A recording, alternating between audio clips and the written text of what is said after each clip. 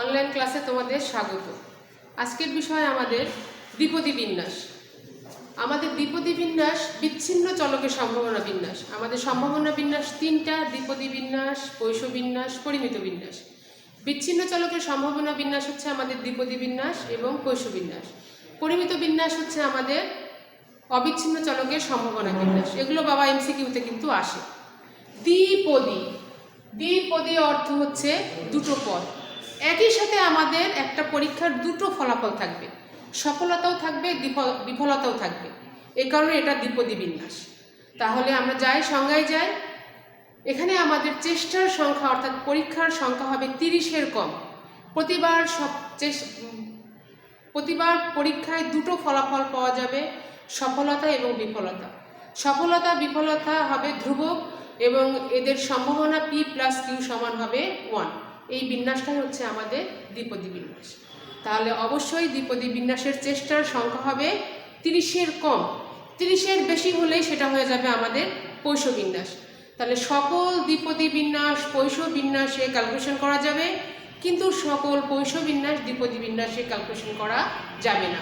n এর মান যখন 30-এর কম হবে তখন আমরা দ্বিপদী বিন্যাসে করতে পারবো, পৈশতেও করতে পারবো, কিন্তু n এর মান যখন 30-এর বেশি হবে তখন আমরা পৈশ বিন্যাস দিয়ে করব। দ্বিপদী বিন্যাসে n বার চেষ্টায় x বার সফলতা পাওয়ার সম্ভাবনা,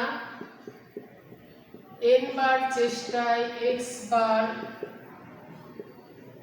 সফলতা পাওয়ার সম্ভাবনা P of x সমান NCx e to the power x e to the power n বিয়োগ x, এবং x হচ্ছে বিচ্ছিন্ন 0, 1, 2 up to n, এবং এই n অবশ্যই 30-এর কম পরীক্ষার সংখ্যাটা। এখন n কি? n হচ্ছে আমাদের নাম্বার অফ চেষ্টার সংখ্যা, যেটা 30-এর কম। x হচ্ছে আমাদের পরীক্ষার ফলাফল, সেটা সফলতা হতে পারে, বিফলতা হতে পারে। পরীক্ষার ফলাফল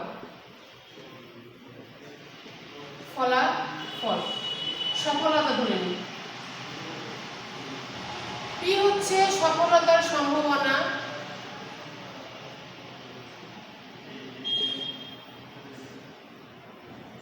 q হচ্ছে আমাদের বিফলতার সম্ভাবনা। এই হচ্ছে আমাদের দ্বিপদী বিন্যাস। বোঝা যায়? আচ্ছা, অ্যাটেনশন।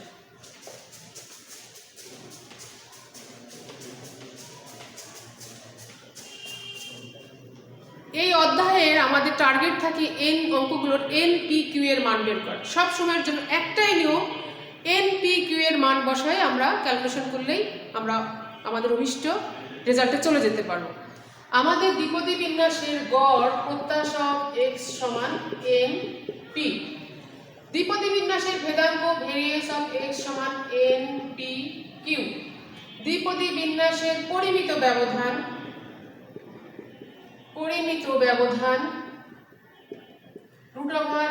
√NPQ। দ্বিপদী বিন্যাসের বঙ্কিমতা √β1 equal to Q minus P divided by √NPQ। সূচলতা β2 equal to 3 plus 1 minus 6PQ divided by NPQ।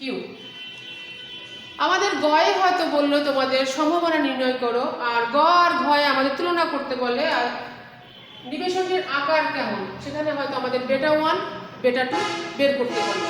β1 β2 এর উপরে আমাদের ফলাফলের উপর কিছু মন্তব্য আছে। দেখো,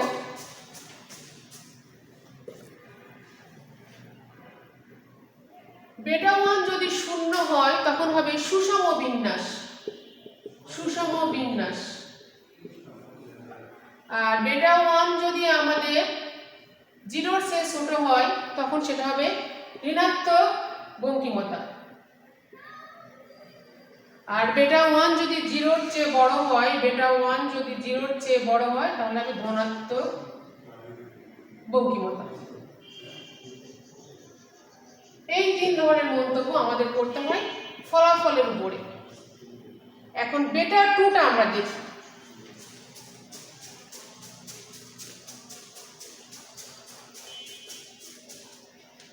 বেটা 2 যদি 3 এর সমান হয়, বেটা 2 যদি 3 এর সমান হয় তাহলে আমাদের সুষম অথবা মধ্যম সূচালো, মধ্যম সূচালো। বেটা 2 যদি আমাদের 3 এর বড় হয় তাহলে হবে আমাদের অতি সূচালো।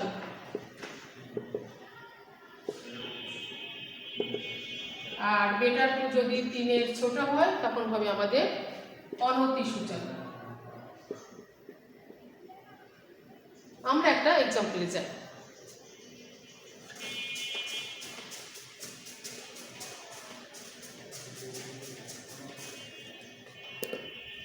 একটি দ্বিপদী বিন্যাসের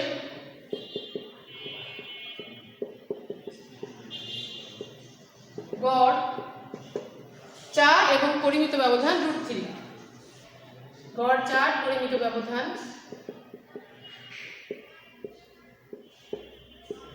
√3। এখান থেকে আমাদের বলছে n p q এদের মান বের করতে বলছে। কত n কত, p কত, q কত, আর বলছে কি বিন্যাসটি শূন্য মান গ্রহণ না করার সম্ভাবনা কত, x ≠ 0 কত। অ্যাটেনশন, আমরা সমাধানে যাই। আমাদের কিছু কিছু ক্লু দেওয়া আছে, গড় দেওয়া আছে, পরিমিত ব্যবধান দেওয়া আছে। এই গড় এবং পরিমিত ব্যবধান থেকে আমাদের এই অঙ্কগুলোর টার্গেটই হচ্ছে কেবল n p q এর মান বের করা, করলেই আমরা একটা জায়গায় পৌঁছাতে পারবো। অ্যাটেনশন, দেখো দ্বিপদী বিন্যাসের গড় n p সমান 4, পরিমিত ব্যবধান √n p q সমান √3। আমরা এই দুটো সম্পর্ক থেকে দেখি, আমরা এইটার দুই দিকে স্কোয়ার করে দিলে n p q দুই দিকে স্কোয়ার করে দিলে আমাদের হয় n p q সমান 3। এখন n p এর মানটা আমরা এখানে বসাই দিতে পারি। n p এর মানটা 4q সমান 3, অতএব q ইকুয়াল 3/4। তাহলে q সমান যদি আমরা 3/4 পাই, এই বিন্যাসের একটা শর্ত আছে p প্লাস q সমান 1 সব সময়ের জন্যই। তা আমরা p সমান বের করতে পারি 1 বিয়োগ q, সেখান থেকে আমরা বের করতে পারি 1 বিয়োগ 3/4 সমান 1/4। এটা আসে আমাদের 0.25। আমরা p পেয়ে গেছি, q পেয়ে গেছি, আমাদের দরকার n এর মান। আমরা এইখানে n এর মানটা বসাই দিব।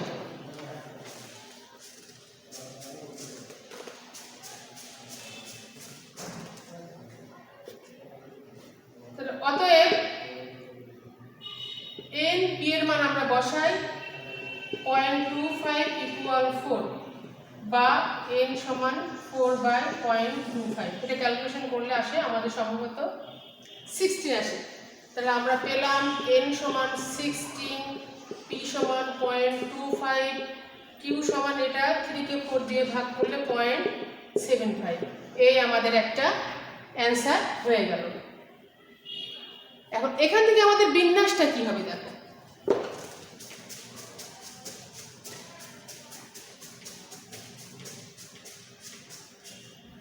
দ্বিপদী বিন্যাসটা হবে সম্ভাবনা p of x সমান n c x p to the power x q to the power n বিয়োগ x।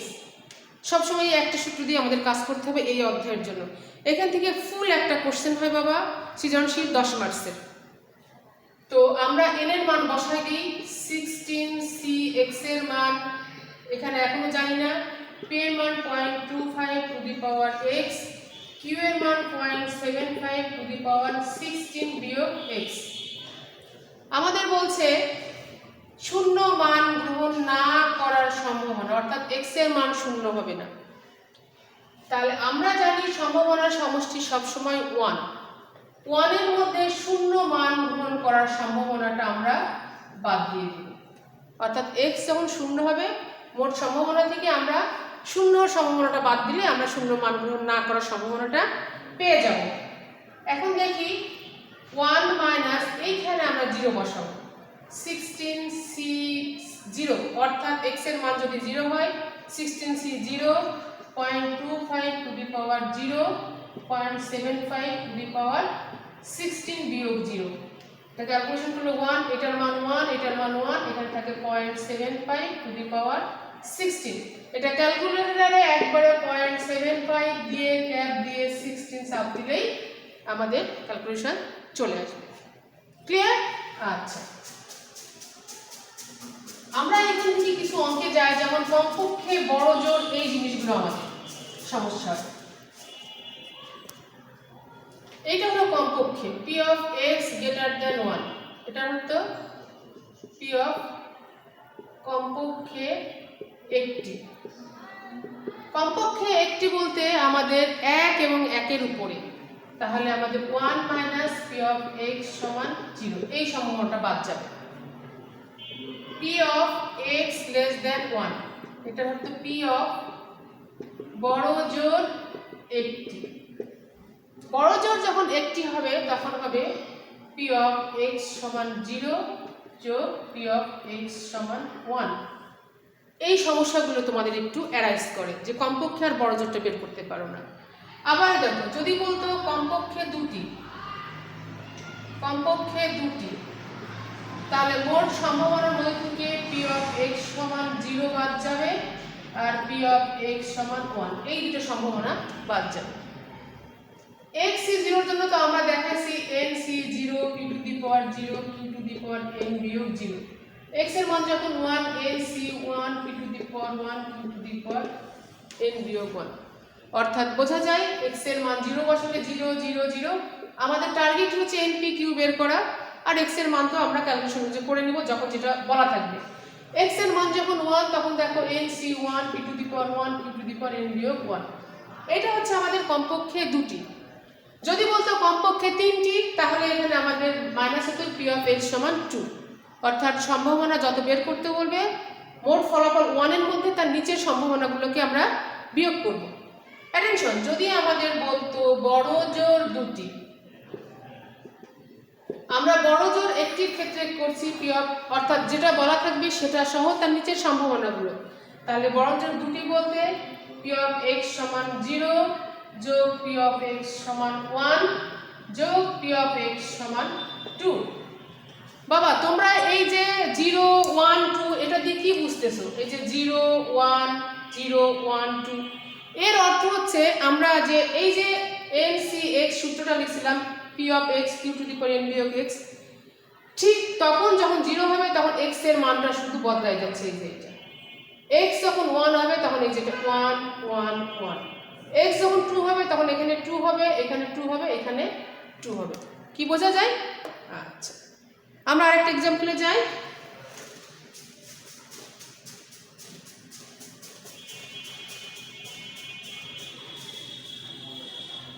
কোনো একটি কোম্পানির উৎপাদিত বাল্বের 40% ত্রুটিপূর্ণ। বাবা আমাদের দ্রব্য খারাপ হোক, ভালো হোক, ডিফেক্টিভ হোক, যেটা দেওয়া থাকবে সেটাকেই তোমরা সফলতা ধরে নিবা এবং সেটাকে তোমরা পি ধরে নিবা, তাহলেই তোমরা অঙ্কগুলো করতে পারবা। তাহলে কি বলা আছে? কোনো একটি কোম্পানির 40% বাল্ব ত্রুটিপূর্ণ। আমরা একটু অঙ্কটা যাই। কোনো একটি কোম্পানির উৎপাদিত বাল্বের 40% ত্রুটিপূর্ণ বা নষ্ট। 10টি প্যাকেটে সরবরাহ করা হলো। আমাদের এখান থেকে ক খ গ হয়তো বলছে বড় জোর একটি ত্রুটিপূর্ণ পাওয়ার সম্ভাবনা, আর ঘ বলছে বিন্যাসটির আকৃতি প্রকৃতি কেমন হবে।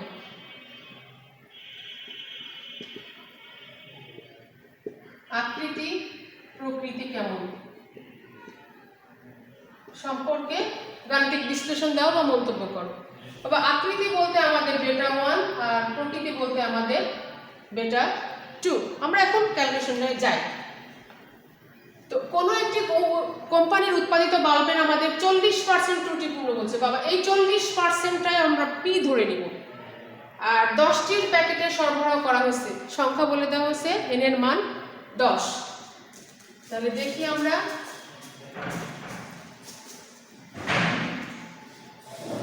সমাধান। ত্রুটিপূর্ণ হওয়ার চলক x হলে সম্ভাবনা p সমান 40%। এই 40%কে আমরা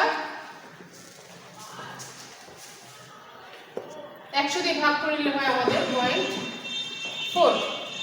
আমরা জানি p প্লাস q সমান 1, তাহলে এখান থেকে আমরা q পেয়ে যাব, বা q ইকুয়াল টু 1 বিয়োগ p, আমরা তাহলে পাবো 1 বিয়োগ 0.4 সমান 0.6। আমাদের n এর মান দেওয়া ছিল 10টির প্যাকেটে সরবরাহ করা হয়, n সমান 10। দেখো আমরা p q আর n এর মান পেয়ে গেলাম। এখন আমাদের সূত্রটা কি আসবে দেখো। ত্রুটিপূর্ণ হওয়ার চলক x হলে আমাদের সূত্র হচ্ছে NCx p to the power x q to the power n বিয়োগ x। আমরা n এর মান বসাই দিই, n হচ্ছে 10cx, p 0.4 to the power x, q 0.6 to the power 10 বিয়োগ x। এখন আমাদের বলছিল বড় জোর একটি ত্রুটিপূর্ণ বা দুটি ত্রুটিপূর্ণ।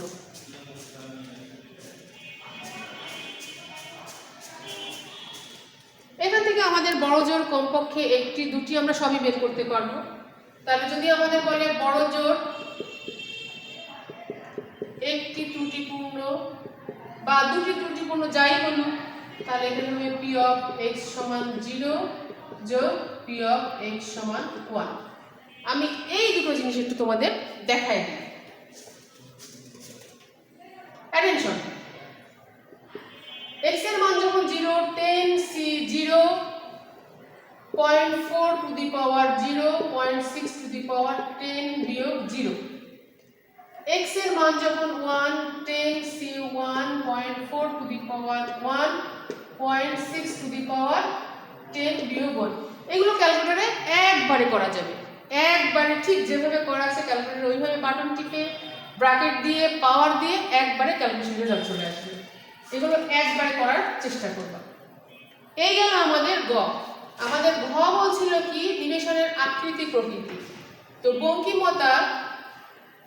বঙ্কিমতাঙ্ক আমরা জানি √β1 equal to q minus p divided by √n/p/q।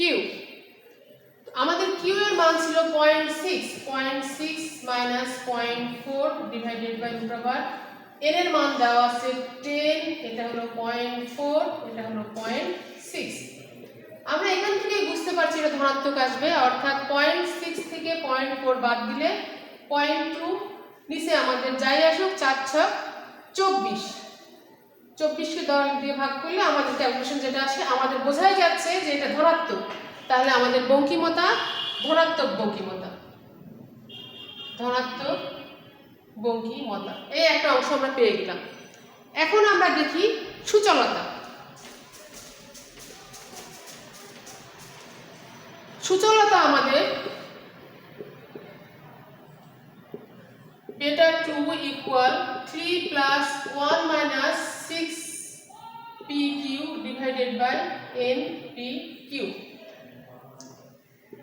3 plus 1 minus 6pq, 6 into 0.4 into 0.6 divided by 10 into 0.4 into 0.6।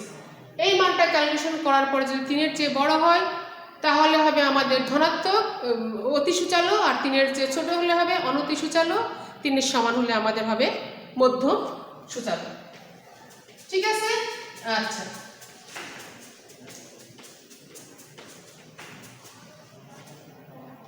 কখনো কখনো বাবা এই ধরনের অঙ্ক যদি বলে তোমাদের যে একটি সুষম দ্বিপদী চলক আমাদের বলা আছে 2p of x সমান 1 সমান 2p of x সমান 3। এই শর্তটা দেওয়া আছে সুষম দ্বিপদী বিন্যাস, এবং এখান থেকে আমাদের বলছে এনপিকিউ এর মান বের করো, কিছু সম্ভাবনা বের করো। এই ধরনের অঙ্কের ক্ষেত্রে আমরা এনপিকিউ এর মানটা কিভাবে বের করব? তো আমরা সমাধানে যাই। সুষম বিন্যাসের ক্ষেত্রে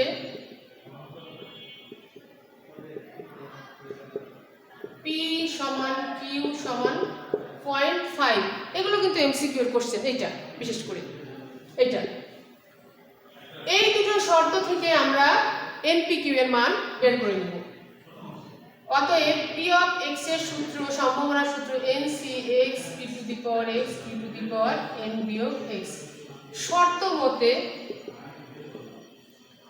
2 এক্স এর মান যখন 1, তখন দেখো 2, এখানে আমরা এক্স এর মান 1 বসাবো, nC 1 p to the power 1 q to the power n বিয়োগ 1।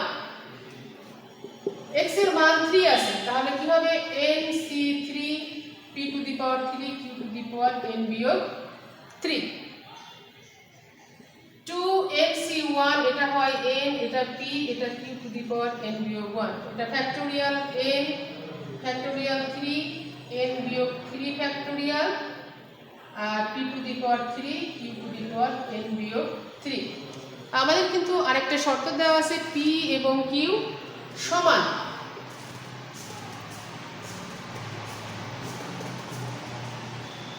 আমরা একটু ক্যালকুলেশনে যাই, বা 2n, এদিকে p আছে, এদিকে p 3টা আছে, এদিকে p একটা আছে, দেখি আমরা p আর q যদি সমান করে নিই, আমরা শুরুতেই আমরা তাহলে হয় p q n বিয়োগ 1, আর এই ফ্যাক্টরিয়াল n টাকে ভাঙালে হয় n n মাইনাস 1, আবার 3 পর্যন্ত যাব n মাইনাস 2 n মাইনাস 3, সেখানে ফ্যাক্টরিয়াল শেষ করব। আর নিচে আছে ফ্যাক্টরিয়াল 3 বলতে 3 × 2 × 1, আর p এর মান হচ্ছে আমরা এখানে p একটা বসাই 1 আর p স্কয়ার, আর একটা আমাদের উপরে আছে q এর মান n বিয়োগ একটা 1 বসাই, আর q to the power minus 2 বসাই। এই q to the power n বিয়োগ 3 কে আমরা ভেঙে নিলাম। এখন অ্যাটেনশন, এদিক থেকে n p এখানে আছে, এখানে n আছে, এখানে p আছে, q to the power n minus 1, দুই দিক থেকে এটা আমাদের কাটাকাটি হয়ে যায়। এখানে আছে 2 শুধু, আর এখানে আছে 3 3 × 2 = 6, আর এখানে আমাদের এটা হয়ে যায় 6, আর এখানে আছে n মাইনাস 1 আর n মাইনাস 2, আর এখানে আমাদের ছিল একটা n মাইনাস 3 ফ্যাক্টোরিয়াল, এটা কেটে যায়, এখানে শুধু থাকে p স্কয়ার আর q to the power minus 2। আমাদের p আর q সমান, এটা হয় 12, এটা হয় n minus 1 n minus 2। p আর q যেহেতু সমান, তাহলে আমাদের এখানে p q কোনোটাই থাকে না। আমরা এখানে লিখে দিই, এখানে যদি q করি q2 আর q মাইনাস 2, তাহলে বেস যদি এক হয়, পাওয়ারগুলো যোগ হয়, তাহলে আমরা ধরছি p সমান q। আরেকটু শেষ করি। এখন অ্যাটেনশন, আমরা মিডল টার্ম করতে পারি 12, আর এটা হলো n minus n square minus 3n plus 2, q base আর পাওয়ার সমান, এটা আমাদের 0 হয়ে যায়। আমরা এটা এখন এদিকে নিয়ে আসি, n square minus 3n plus 2 minus 12 equal 0। এখন অতএব n square minus 3n plus 10 equal 0। এটাকে মিডল টার্ম করলে তোমাদের n এর মান বের হয়ে যাবে, আর p আর q এর মান দেওয়া আছে, এইভাবে আমরা npq বের করতে হবে। থ্যাংক ইউ ভেরি মাচ, আবার দেখা হবে।